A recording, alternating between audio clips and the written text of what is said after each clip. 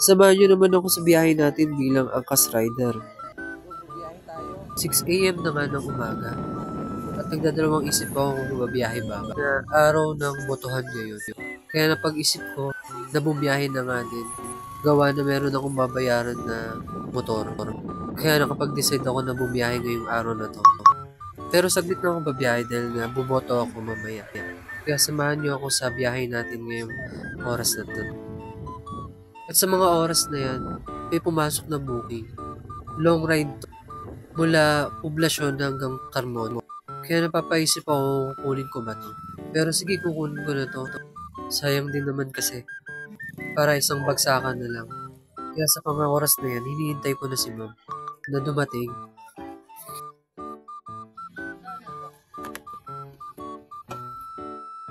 Nung biglang dumating na nga si ma'am, at tinalo ko agad ng shower cup para makapagbiyahe na nga din. Kasi nga long ride to. Kasi na 13 minutes lang naman yung biyahe natin.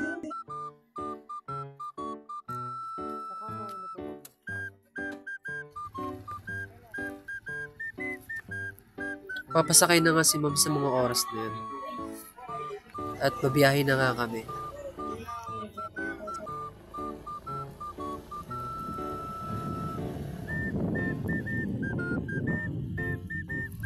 Sa mga oras na yun, sobrang ganda naman ng biyahe ngayon dahil nga walang traffic at holiday nga ngayong araw na to at maaga pa naman. Kaya alam ko saglit lang tong biyahe natin.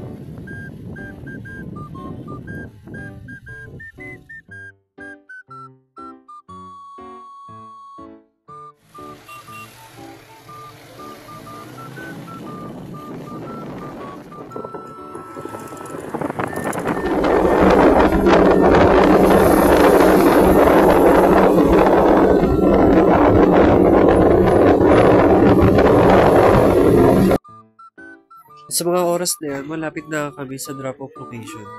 Grabe din yung naging biyahe dahil sobrang layo natin.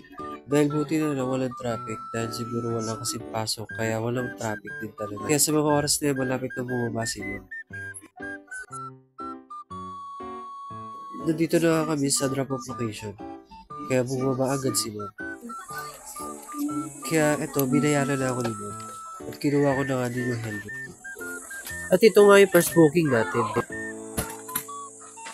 So, mga oras na yan, nakakuha ko ng booking natin. Sakto lang kasi nakakatawa. So, malapit lang yung pick-up location. Papunta lang to sa may Binyan. Kaya kinuha ko na to kasi nga palabas na rin naman to. Kaya, pag drop po kay ma'am, pagdala ko mula Muntinlupa hanggat makakita ko ng pasero, papuntang Muntinlupa. Hindi ko na nga na-videohan yung pag-pick-up ko kay ma'am. Gawa na malapit lang yung pick-up location. Kaya sa mga oras na yan, bumiyahe na kayo minimum. Sa mga oras na yan, wala pa naman traffic kaya medyo mabilis lang yung biyahe natin. At smooth lang.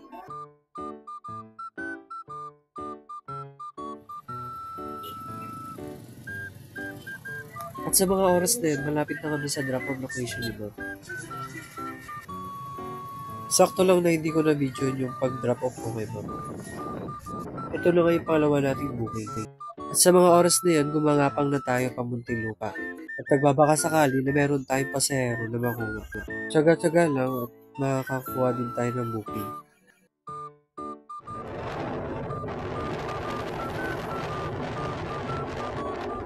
Nandito na tayo sa may malapit sa boundary ng Muntinlupa at ng San Pedro na may biglang nag-book. Kaya dali-dali kong tinignan. Sa pagtingin ko nga na ang pick-up location ay dito lang naman sa may Magsaysay San Pedro at ang drop-off location sa may Victoria lang. Sakto malapit na to sa amin. Kaya kinuha ko na at dali-dali pinuntahan si ma'am.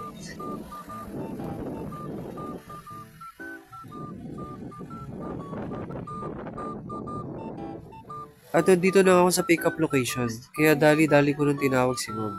Tinabot ang helmet at binigyan ng shower cap. At sa mga oras na to, tuwang-tuwa ko dahil nakakuha ko ng pasahero na malapit sa amin. Kaya akala ko na umuwi na din.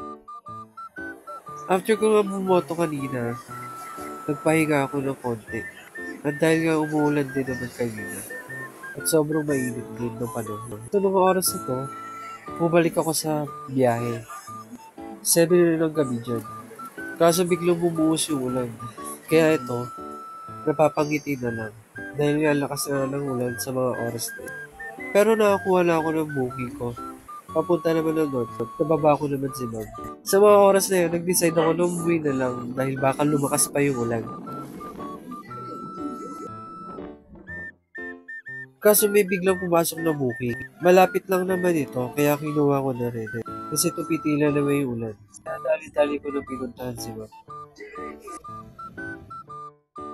Sakto lang kasi malapit ako sa may pick-up location. Kaya nandito na agad ako. Ang dali-dali ko naman pinuntahan si ma'am. At sumakay na nga si Tom. Sakto lang po. Sa mga oras na yan, hindi ko nabibigyan si ma'am ng helmet. Dahil nga bawal ang helmet dito sa Pwede ka naman mag-helmet po. Pero pwede naman mag-helmet kasi umaambon naman at umuulan. Pero sabi ni ma'am, okay lang naman daw kasi malapit lang naman. Bye! Wala makakapigil sa gala ko at naulan.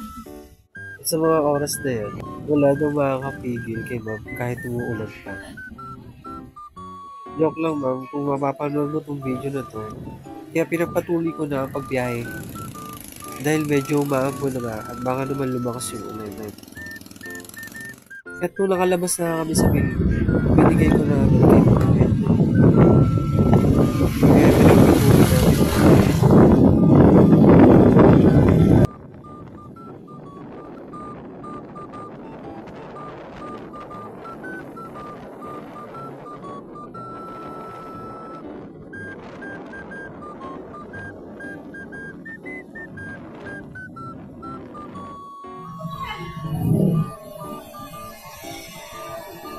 Ride safe na tayo mga kaangkas.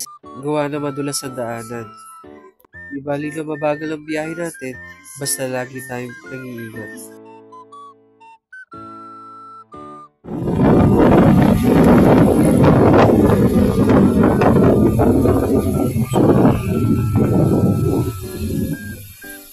At nandito na nga tayo sa drop-off location.